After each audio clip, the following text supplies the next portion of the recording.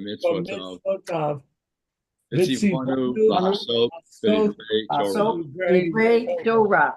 Amen. All right. Brad has just joined.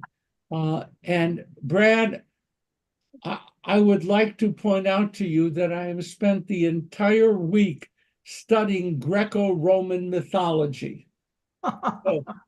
So I'm really, uh, I, I, I didn't know that the box, which held all the evils in the world, was really a jar. These are things that are coming up too late. Natalie Shapiro is here. It's good, everybody. We're going to get started. Calendar. Wednesday, June 26th is our next current events, and we are online for no stop during the summer.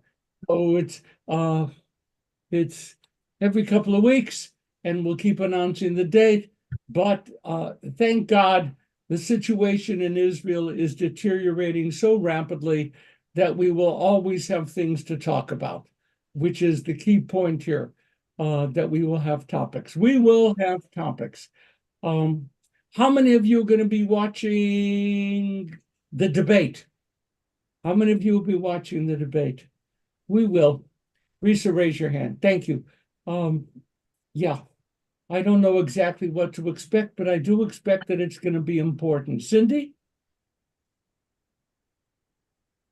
Well, we're not doing Shabbat at Froman's this month because we want to go to honor Cruz at services. We don't want to have a conflict.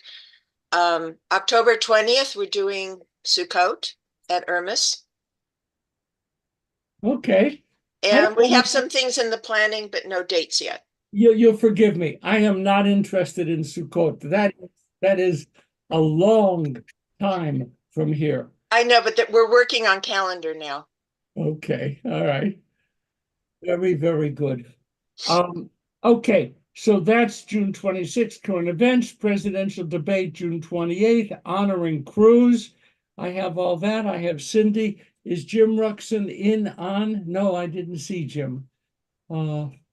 Anyone know about movies coming up? He's doing it once a month now, and we just had one this week. So he has not announced the next movie, but I think it's like July 18th. Super. So there's time. I see Larry Weiss. God, it's good to see the whole family together. That is just very, very nice. Okay. I was when I was talking about Pandora, and Brad and also Josh, I was so excited, Josh, by what you made me read about Pandora and about Prometheus and all those good people, that I got a hold of Tamara and I said, I am having the greatest week. I am discovering all kinds of things about Greek mythology. And she turned into a professor. Anyone who believes that they're studying Jewish tradition and who doesn't know Greek mythology is fake. Yeah. So that wipes out the first 8 years of my study. But I didn't expect to be criticized in my happiness. Okay. Checking in. Anyone checking in? Checking in? Anything going on in your lives that you would like to share with us? Okay. Oh, right. Good. Now, we are first of all going to move to Numbers chapter 10, verse 33. The Sedra name is Baha'alotecha, and Numbers 8:1 to 12. 8 to 12. That's a big Sedra. Chapter 8 to chapter 12 of the book of Numbers. And we're going to be looking at Numbers chapter 10, verse 33, page 960. And, how do you choose, out of what is an abundance of riches in Numbers, one of the things is I find things that I like and I just jump on them. And that's a very, unprofessional way to select. Let's look, page 960, verse 33 out of Numbers chapter 10. They march from the mountain of the eternal a distance of 3 days. The Ark of the Covenant eternal traveled in front of them 3 days' journey, seeking out a resting place for them. And the eternal's cloud kept above them by day as they moved through the desert. Now, you have the picture. Leaving Mount Sinai, the pillar of cloud leads them by day, the pillar of fire if they have to move through the night, right? So the pillar of cloud is functioning. And you may ask, why are we talking about moving from Mount Sinai a distance of 3 days already in the book of Numbers? I mean, they left Egypt in the book of Exodus. And then I would remind everybody here, Ein mukdam u'muchar b'Torah, there is no chronological order by which the Torah is written. So this refers back to an earlier time, and it refers to how they navigated. The GPS system was a cloud and a pillar of fire, and that worked. But this is the next thing here. Look at verse 34, and I don't do this often. Look at the Hebrew. Verse 34, look at the end of the sentence.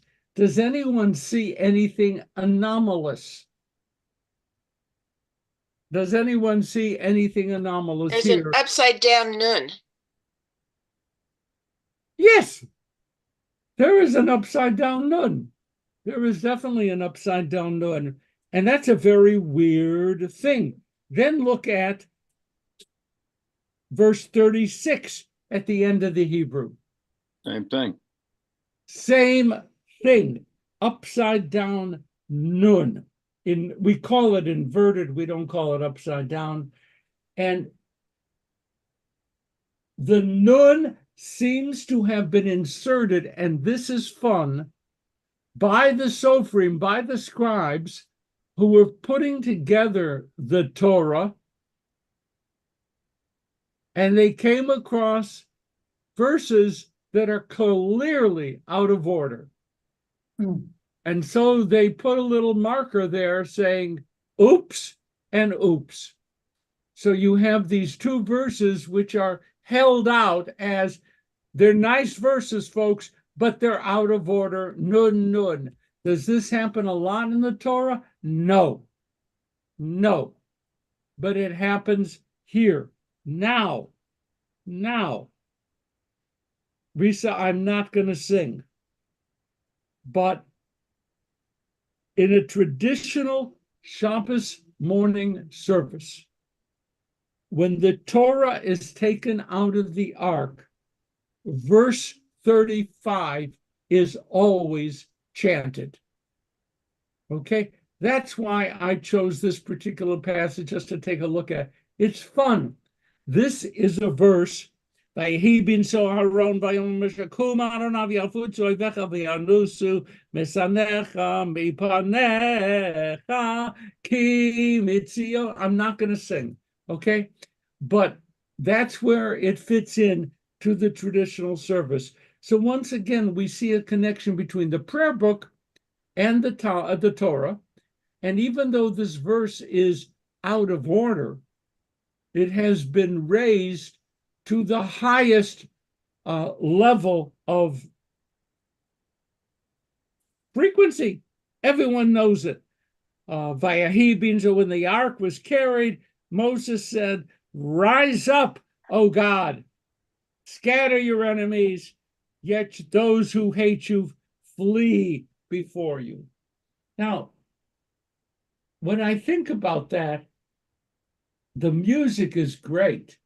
I love to sing it every Shabbos morning.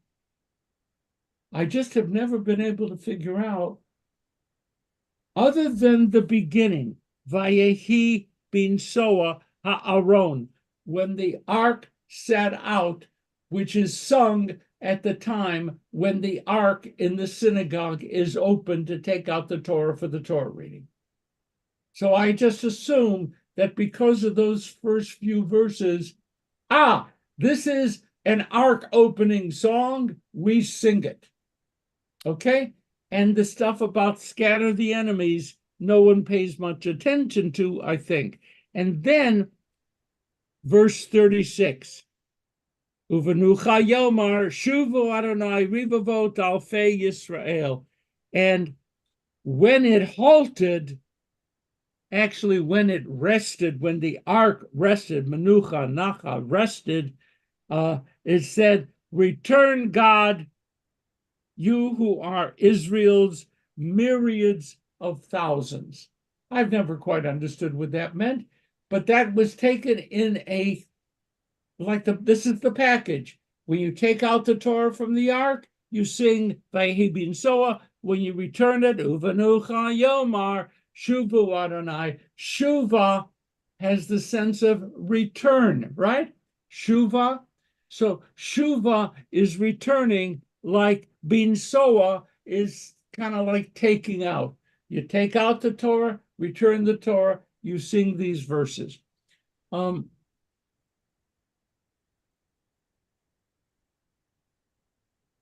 The Kabbalah treats verse 36 differently. They look at verse 36 and they come up with this.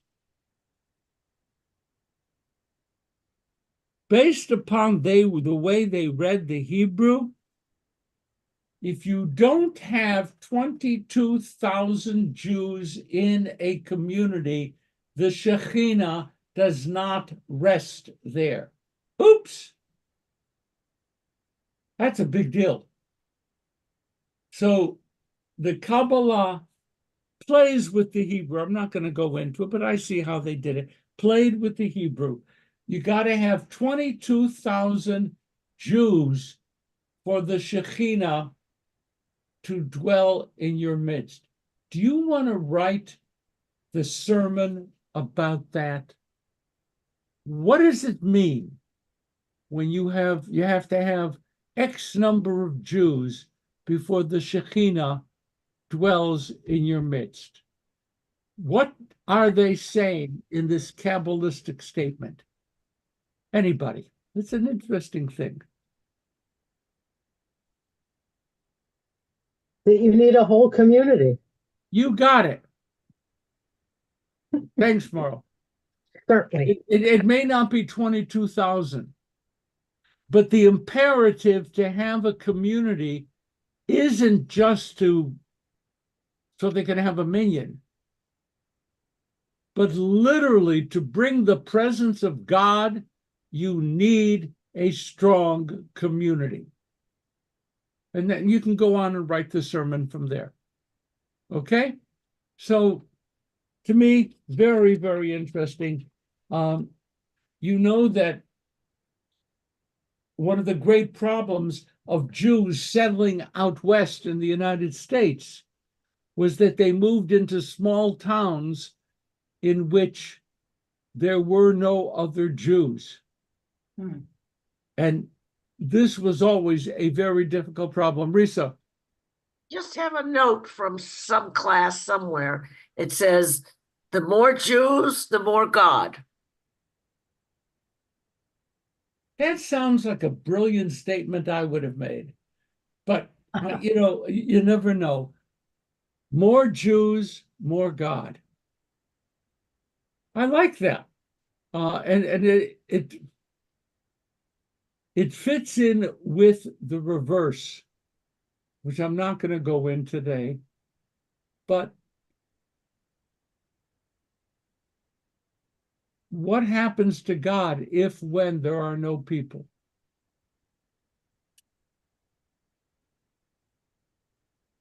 Okay, you could all worry about that during the coming week. But what happens? Does the existence of God require the awareness of human beings. And it is, I say, okay, so Sukasa says absolutely yes, and there is no longer any question. But there we go. There we go.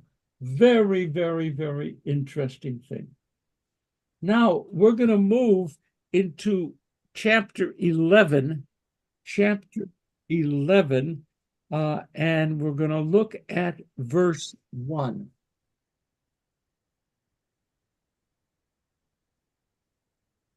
When a little kid gets caught doing something bad, what is the standard response from that kid? I didn't do it. I didn't do it, and then there's more, but he did it, she did it, right? A little bit of transferring responsibility. It is one of Risa's favorite stories that we brought our kids to see the Liberty Bell. And Ron, I don't even know what age he was, saw the crack in the bell. And what did he say, Risa? He said, I didn't do it, Shoshana did. Yes, as a loving brother, he immediately escaped responsibility and deposited with his younger sister. And the good news is that approach and their relationship has not changed. Okay.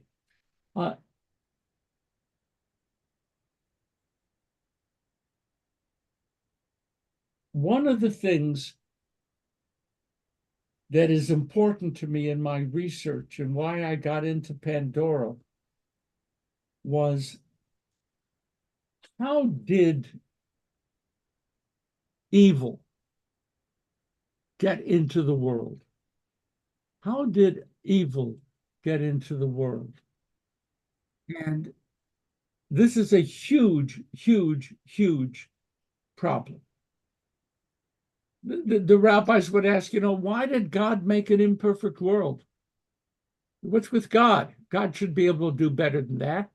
How could God have made a world in which it's possible for there to be evil or even necessary? Or what did it? The Greeks had a clever little notion. I'm not going to tell the story, you know it. Pandora, with her vase, opens it up, and all the evils that never existed among humankind flew out of the jar and scattered across the world. And that's how hunger and thirst and poverty and illness, that's how all those things happen. It happened because of a disgruntled Pandora. Now, we Jews have much more sophisticated reasons than that, right? Okay, we have our own reasons, but we are always looking for, how did it happen? Question: how did it happen that the Israelites fleeing Egypt, witnessing the 10 plagues, the power of God, whatever, all that, how did they end up in a matter of hours after the Red Sea split to start complaining to God? What kind of moral weakness is in our DNA? What was with those Israelites? This passage is an effort to answer that question. Let's take a look. Verse 1, chapter 11, page 961. The people took to complaining bitterly before the Eternal. The Eternal heard and was incensed. A fire of the Eternal broke out against them, ravaging the outskirts of the camp. That I can't live with the Eternal was incensed and sent a fire. To me, it just like burning incense, and how come they use the word incensed, and it just kind of screwed me up. But okay, setting that aside, God was severely angry and burned the outskirts of the camp. The people cried out to Moses. Moses prayed to the Eternal, fire died down. Do you see responsibility? The place was named Tavera because a fire of the Eternal had broken out. What happened to the Israelites? How could it be bitterly complaining if in any sense this is really still back at the beginning of the Exodus? They have seen everything. The mountain quaked, Torah, 10 Commandments, Moses, the movie, whatever. They saw everything. And in a matter of time, very short time, they started complaining. And God, remember what we say about God. Adonai, Adonai, El Rachum v'chanun, Erech Apayim v'rav chesed v'emet.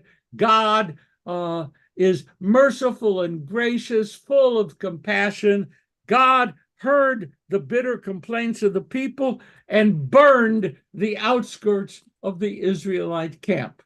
We have to deal with that in some other class, but that somehow, if ever anyone ever said that every once in a while God does appear to be a little short-tempered in Torah, this is a good example. God really didn't like that. Howard? I think the translation looks like has the word ra in it. Does not have the word ra in it, even though in the original it was ra. It's an important word, evil. So some people don't want to admit it. They want to reform it, but the Torah said that the people were complaining evilly. Okay, so Midonanim Ra, they were complaining. The English, you're right, says bitterly. There is nothing in the sentence which says the word bitterly. But there is something in the sentence that says evil. They complained somehow in an evil way. You can get away with the translation if you don't care. The people took to complain evil. And God, Howard? Sorry. Also, you were mentioning some things from things, documents like numbers that are read in the service every day, if you had, or at least that are in the daily service, in the Shabbat service. When I did the bar mitzvah, the second bar mitzvah thing last year, yes. I noticed for the first time, I guess, that I don't know why, that the words it says leaves out the words that are in the actual Hebrew, where it says I make peace and I create evil. Yotzer or Borei Ra, which is a quote from Isaiah, and that is changed in our prayer book. Must be a mild modification. A mild modification, right. Instead of saying God is the Yotzer or the creator of light, Uvorei Ra, or the creator, what a different word, of evil, where it says clearly in Isaiah, God creates Ra. In the prayer book, it says, God is the Yotzer or the creator of light, Uvorei Choshech, and the creator of darkness. It totally wipes out the statement that God creates evil.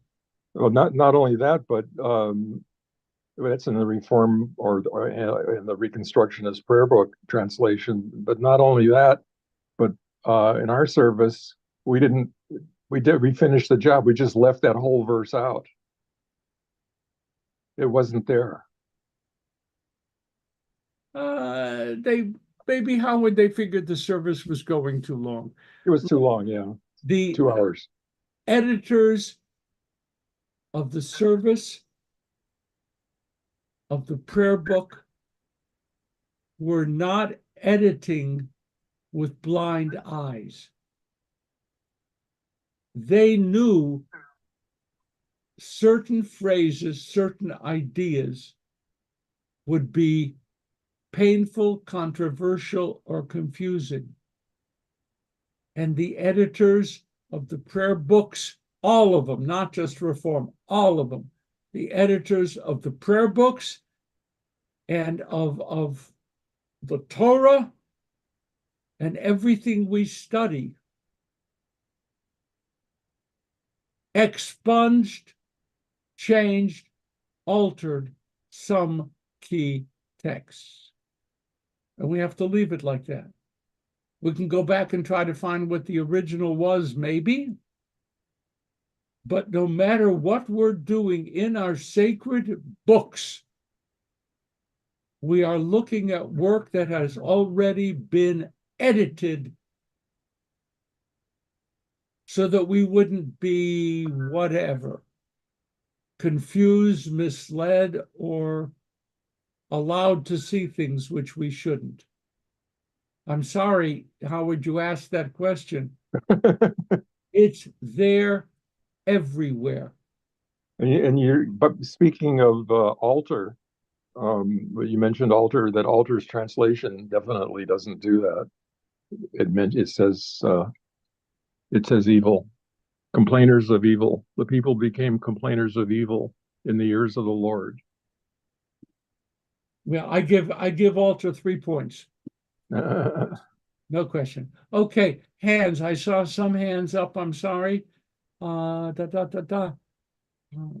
did I not see your hand up before? Yeah, I thought I did. Yeah, I was trying to think through the fact that in the text it said that the Lord devoured in the uttermost part of the camp, and it brought to mind for me that perhaps those who were destroyed were those who decided to either not be part of the community or not fully embrace Sinai. It doesn't surprise me that you caught the key point. Who would live in the outer edges, the fringes of the camp? Okay? These were not the powerful, these were not the leaders, these were not the whatever. These were, and we're going to get to it now in the text, the hangers-on, the people newly joined to the Israelite people.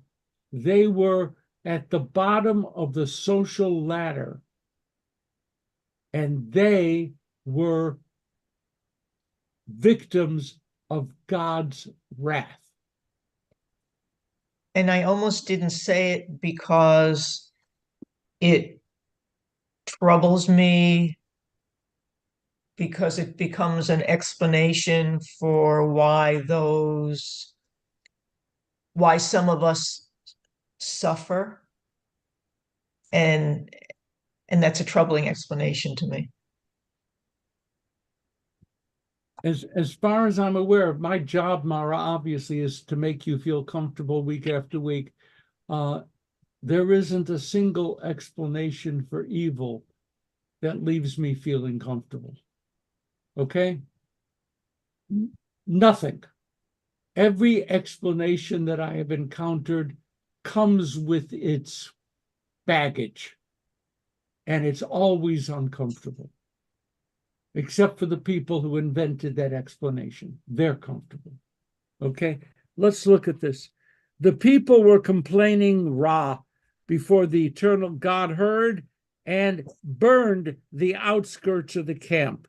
And the people cried out. Now we get to verse 4. Herman, you have your hand up. And then Sukasa. Yeah, according to my book, riffraff term refers to non-Israelites who joined in the Exodus. We're going to get right to the point. Sukasa. Well, hey, taking a cue from Mara, some people feel that the disabled, and I thought the people on the outskirts were a lot of the people that had, oh God, what's the word? When you have the skin infection, I'm just blanking on it, but the It's people. not leprosy because that's Leprosy. Okay, but the people on the outskirts, it sounds like a trope for white nationalists to really, I mean, if you want to go and bring it up to modern times, that, well, these people don't count, like a Trump trope that, oh, let's get rid of these people because they don't count. They're not good. They're not perfect. The Aryans, hey, the Nazis, isn't it kind of a trope for people like that to get rid of those kind of people? It's okay. If God did it, why isn't it okay for us to do it? Lisa and I are watching the special on the story of Kafka.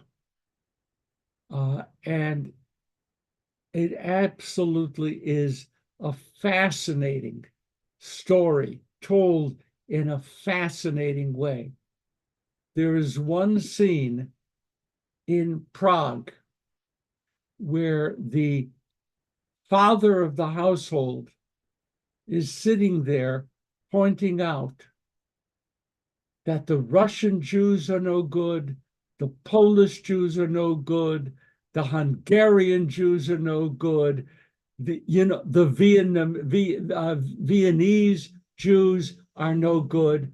He's sitting there and you cower from the internal judgment and hatred that was already expressed. And by the way, this is in the era of World War I and leading up to World War II.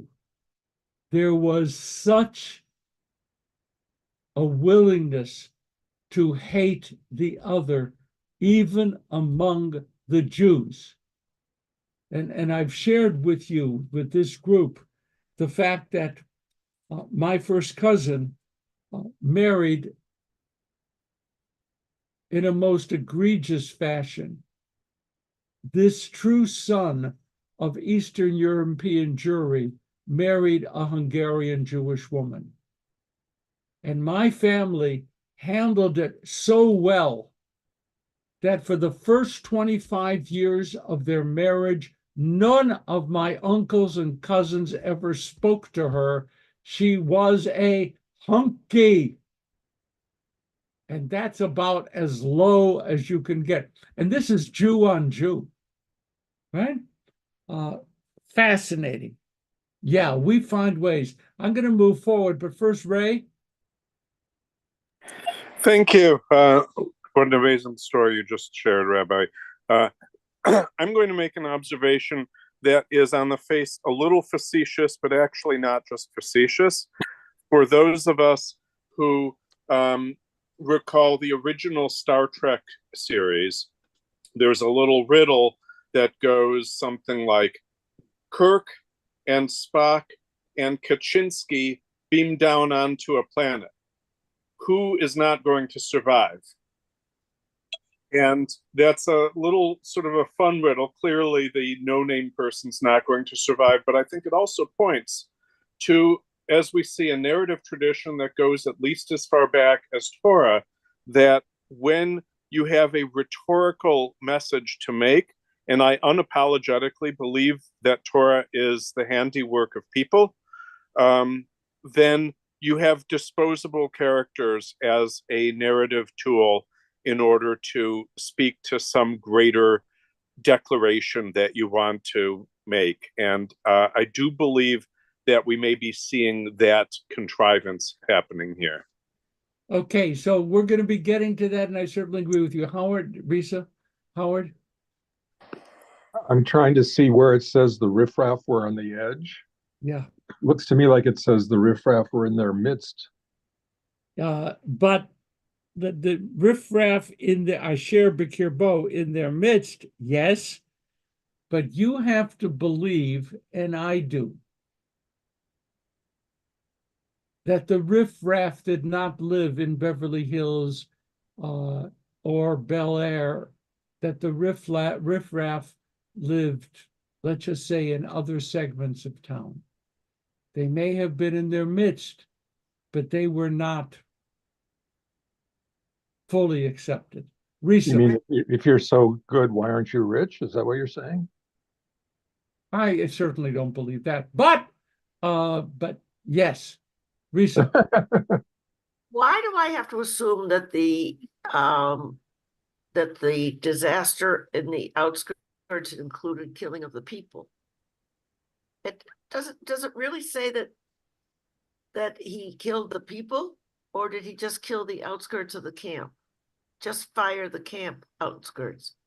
I would be willing to say, to jump forward and take a risk talking about people, because the people were the ones who were complaining bitterly or evil, and they were punished by being incinerated. Okay. Yeah, you don't sound happy, but that's acceptable. Okay. I don't want it. Okay, I do want to move forward. Merle. I just wanted to say about your most recent comment. I grew up in that area of Bel Air and Beverly Hills. Oh, And I want to say that there was plenty of riffraff. At that age, it was a matter of how we saw it and interpreted it and the things that they did to us who weren't part of that group. I am so not going to pursue that. No, and those people are still riffraff, many of them. Okay, and now I have to do this teaching of, have we all not one God? Has not one God created us? Love everyone, love your neighbor. But, I don't want people to be running around the world being othered. And that's an othering, but I can't go into that. Brad. I wonder if it's possible to see this in some kind of metaphoric way, this rot that's outside the camp, at the perimeter of the camp. And we're just seeing, in terms of the arc of the Torah, this complaining that's going to get louder and louder and louder as we move, and the rot going further and further and further deeper inside the community, until maybe you could say it finally even reaches Moses. I'm going to say, and you're always helpful, Brad, that the image really is of an infection, a very small infection that spreads throughout the body. And the asafsuf, whoever they were regarded as a foreign body infecting the Israelite camp. And that the more, there is no question, let us be clear, that the perspective of the Israelites and those who wrote Torah saw Jews as sui generis, different kind of a group. And they were very wary always of what they called chukat hagoyim, the behavior of the non-Jews, and the attitudes that those who join us might bring into the body of Judaism. And do you hear that this can become a pretext for rejecting converts? Not bringing those people into the camp. There always has been a strand inside of Judaism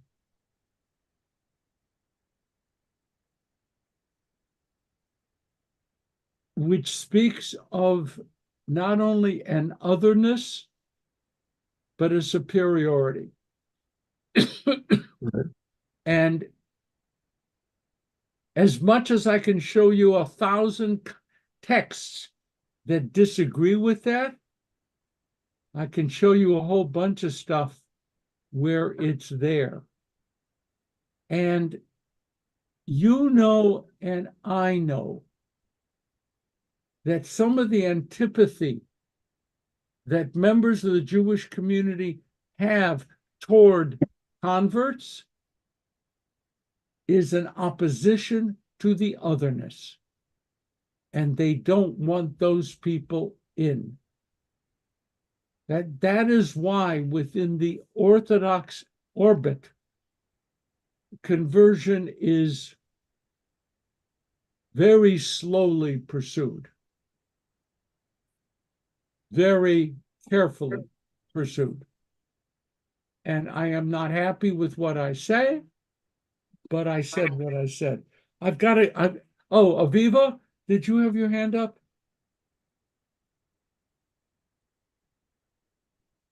Aviva, are you there? Oh, I thought I saw your hand up. Okay. Sue Casa said something about, and I don't follow the chat, but about Sue Casa, what were you saying? Well, I think that was the attitude of the German Jews towards the Eastern European Jews when they arrived.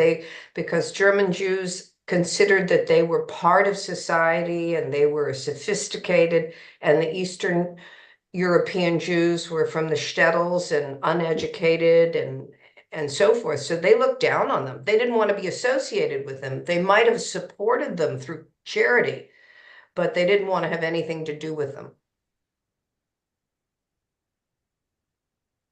When the Eastern European Jews started arriving in the United States in the 1870s, 1880s, 1890s, the German Jews that had been dominant in the United States set up wonderful support programs, charitable, housing, food for these people.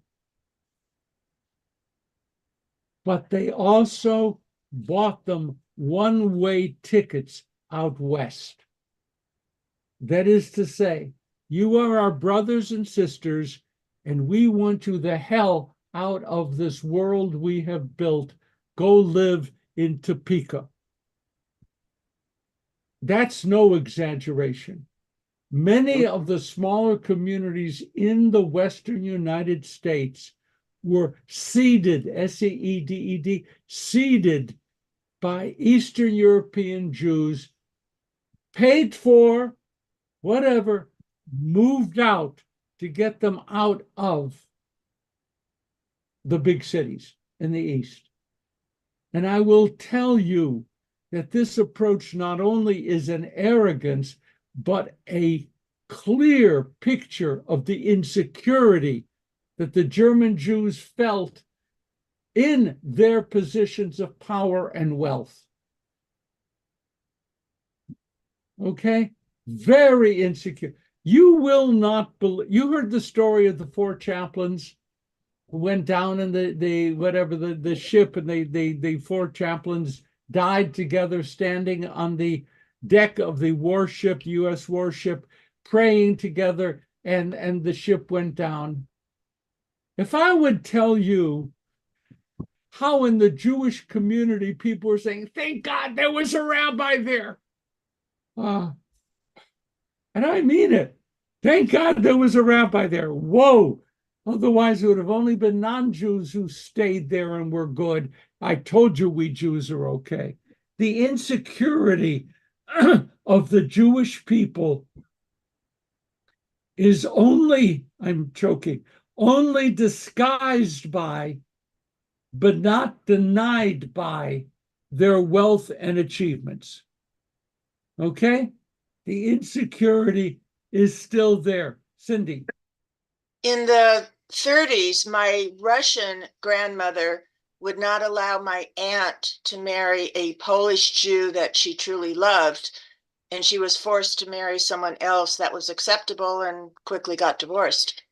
But because he was a Polish American Jew, she was not allowed to marry him.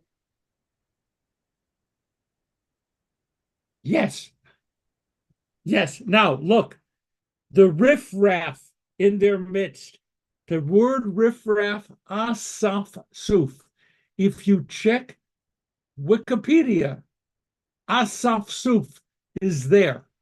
Asaf suf, a whatever it is, a mixed multitude.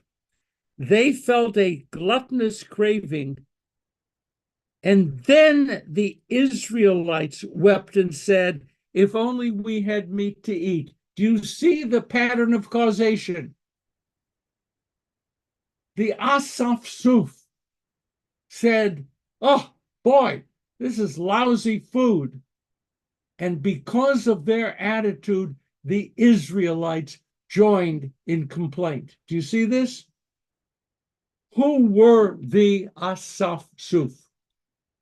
They're also referred to in the Torah by the term Erev Rav, Erev Rav, a mixed multitude. Who were they? Who were they? I'll take all the possible answers. Who were they? Any thoughts, Rebecca? Well, they were probably Egyptian, and maybe they had also been enslaved. There is a strong tradition that when the Israelites began the Exodus, they were joined by other captive peoples who had been enslaved by the Egyptians. And when the Israelites broke for freedom, these other people joined them. Maybe they were Egyptians as well. But the Asaf Suf is this non-indigenous group of people that have been part of the Jewish community from day one. May I ask you, what lesson about the nature of the Jewish community today does that story tell us? That the Asaf Suf, who knows, Libyans, who knows where they were from, joined the Jewish community from day one. They were difficult to absorb, but eventually they were no longer remarkable. What does that tell us, Sukasa? Can you tell me how to spell Asaf Su? I didn't hear you, I'm sorry. How do you spell Asaf Su? A-S-S-A-F-S-U-F, Asaf Suf? I don't know. I can spell it in the Hebrew, it's right here. Larry Show me Weiss. in the Hebrew, where is it? Larry Weiss said it. It's the first word on verse 4. Yeah, it seems to be transliterated in Sefaria with one A-S-A-F-S-U-F. Yes. I can only say yes to that. Okay. Let's Were see there it here. other questions, or we're going to move on? Okay. The Asaf Suf put the lie to the notion that the Jews have always been racially pure from the beginning, from Abraham, Isaac, and Jacob. It never was. We have always had people joining us from a wide variety of places. Let us say that right here, the Asaf Suf get a black eye for being the first ones to complain and infecting everybody else. We could say maybe because they didn't have the stories of Abraham, Isaac, and Jacob. They were newbies in the Jewish community. Fine. How about Ruth? That's later, but Ruth, of course. But the point being, not insignificant numbers of people from the beginning were part of the Jewish people. We are not a race. We are a people, we are a community, whatever else we are not a race. We are not black, we are not white, we are not yellow, we are not tangerine colored. We are a community. And it's really important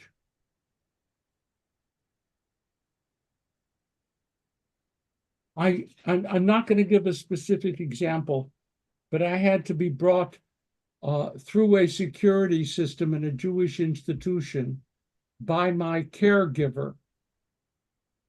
And he is distinctly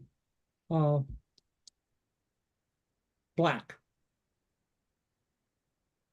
And as we went through security, I was waved in and he was stopped by the Jewish security people. Assumption that no one who looks the way he looks could really be Jewish. We have to wipe out that perception from our midst. Howard? I can't hear you, sorry. Sorry. The slight amount of experience that I've had with the Chabad people and also other Haredi is that although they subscribe to the idea that a convert is just as good a Jew as anybody else, they also have this concept of yichus and marriage.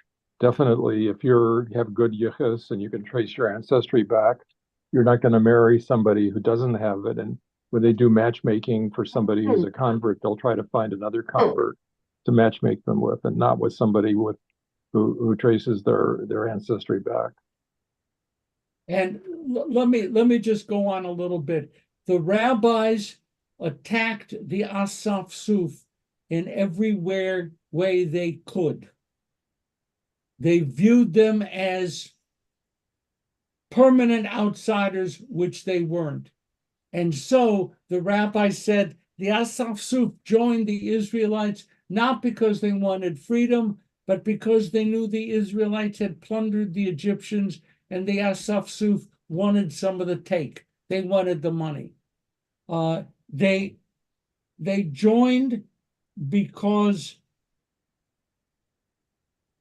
they felt that something good was opening up, and they took advantage of it, not that they wanted to be part of it. And therefore, the rabbi said, every time in the Torah that there was an outbreak of Jewish impatience with God, it is because the Asaf Suf started it.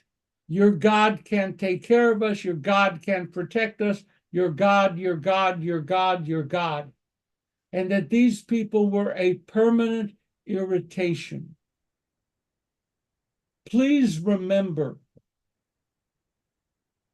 that one of the fundamental qualities of the early Israelite world is the idea of separation. Do you remember the last verse of Aleinu? You know, Aleinu l'shabech adon hakol. Remember that? Shelo asanu kugoye ha'aratzot. Do you remember singing that? Shelo asanu kugoye ha'aratzot l'mishpachot ha'adama. Do you know what that is saying? Thank God you have not made us like all the other peoples of the world. And that's something which is still in the Reformed Prayer Book, and that is still sung by our cantors in a most beautiful fashion. We have not only worlds to fight outside of our own boundary, we have worlds to fight inside of our own boundary. And the issue of the Asaf Suf, with which we end today, except I'll do this. We remember the fish that we used to eat free in Egypt: cucumbers, melons, leeks, onions, garlic. There's nothing at all, nothing but that damn manna. And they didn't find that acceptable. Any quick question, and then we have to move on to Kaddish. This is so rich. This is so rich in things we have to think about. Any questions on that? Okay. We're going to go on with Kaddish, and I'd like to thank all of you for being with us and for joining with us. I'm going to end with this. It's kind of weird.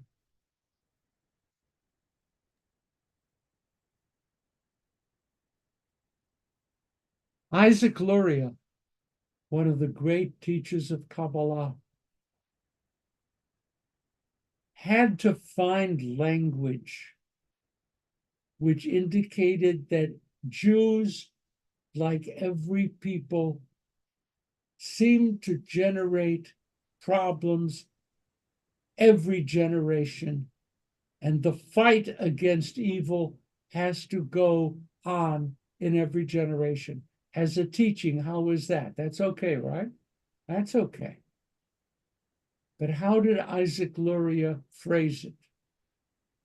In every generation, the Asaf Suf is reincarnated in our midst.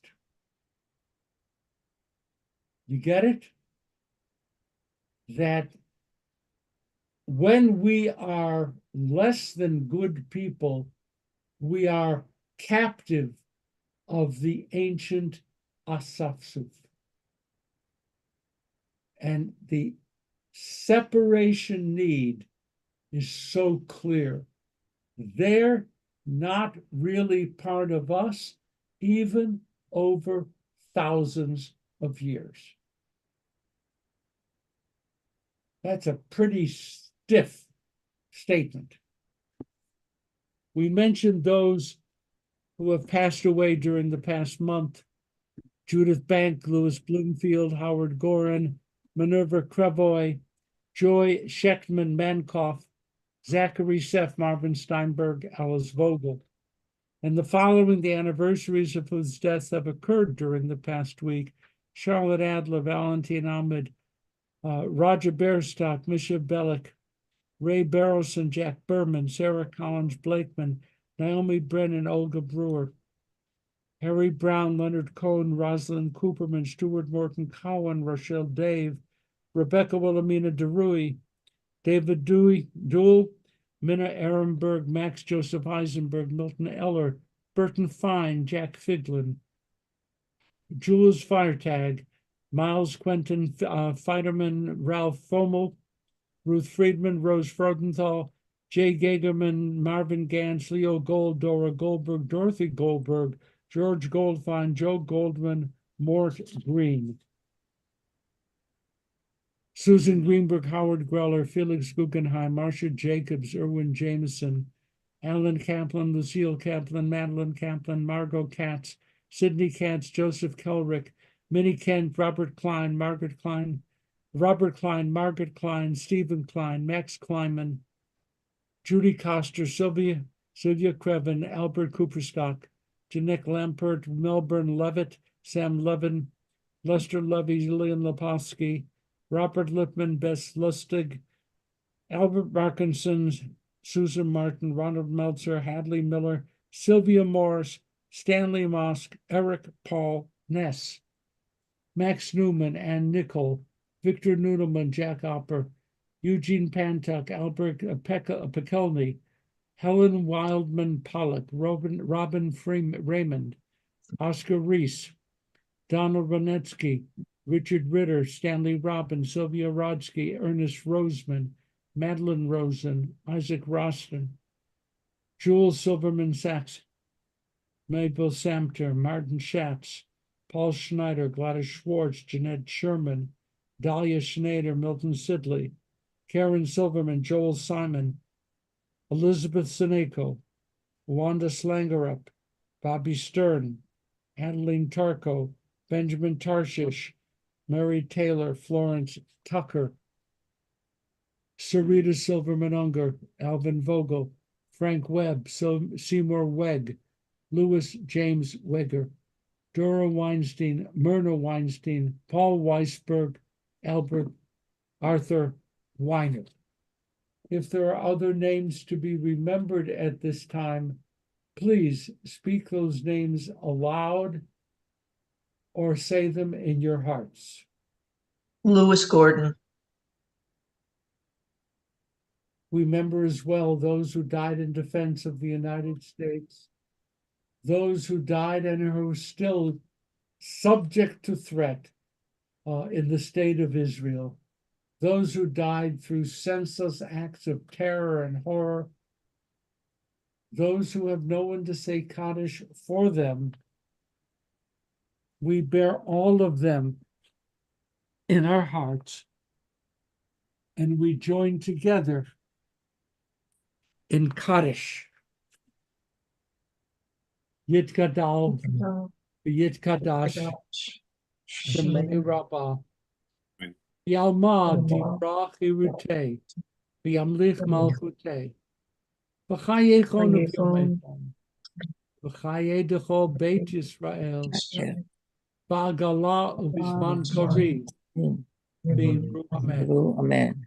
Yehi Shmei Rabbah, Li'olam Li'omei Amayim, Yitbarach, Yitbarach, Yitba'ar, Yitramav V'yitnaseh, V'yitadar V'yitaleh V'yitalal, Shmei V'kudashah, V'yiku, Le'elam, Birchata, V'shivata, Tushbachata, V'nechmata, Da'amiram, Ama, V'imru, Amen.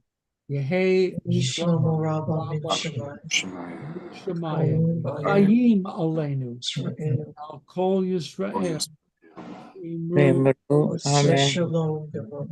Oseh Shalom Bimromav Hu Yaseh Shalom Aleinu V'Al Kol Yisrael Imru. Amen. God who makes peace in the high places, make peace in our hearts. Amen. Peace in our homes. Amen. Peace in the household of Israel. Make peace Amen. with all the families and nations of earth. Amen. And let us say, Amen. have a great week, everybody. A happy week, a healthy week, a satisfying week. God willing, we'll be together next week. Thank you. Shalom. Shabbat shalom. Thank you. Shabbat Thanks shalom. so much. Shabbat shalom. Shabbat shalom.